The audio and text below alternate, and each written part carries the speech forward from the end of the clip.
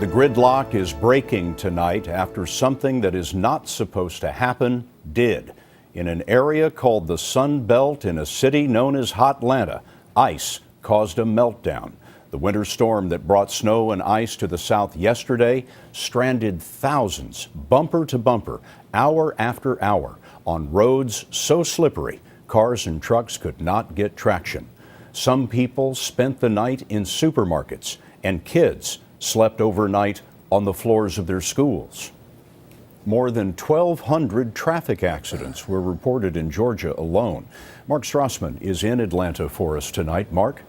Scott, I'm standing along I-285 south of Atlanta. This traffic has just started inching forward, but mostly it has been at a standstill. And remember, some of these drivers are still trying to finish last night's commute.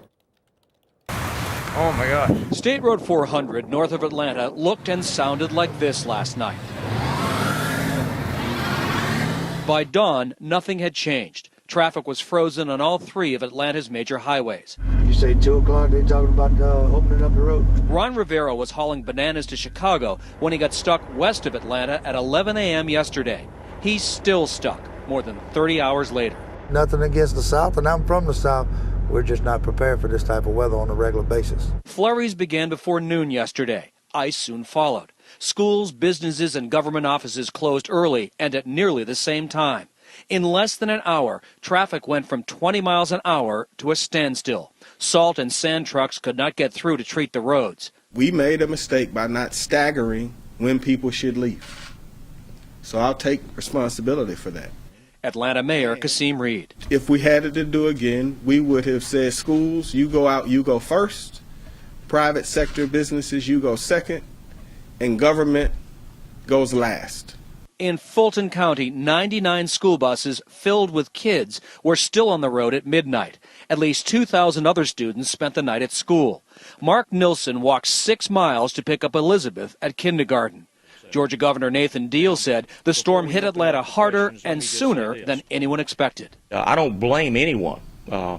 Mother Nature has a mind of its own. But the National Weather Service told us its forecast was spot on, and that they issued the first storm warning 21 hours before it started. Good to go? Oh, God bless you. absolutely, you too. We found Jessica and Chris Hartzog handing out food and water on the interstate. Oh, Jess, are you okay? Are you okay? Chris was stranded himself last night for 9 hours. There were just some folks stranded, especially some pregnant folks, folks with small children, and we were just trying to bring them some food, water. Many abandoned their cars to take shelter in stores or restaurants, including this Hardee's, where 60 people spent the night. These roads will stay frozen at least through noon tomorrow, Scott, when temperatures are expected to climb into the low 40s. Mark Strassman in Atlanta for us. Thank you, Mark.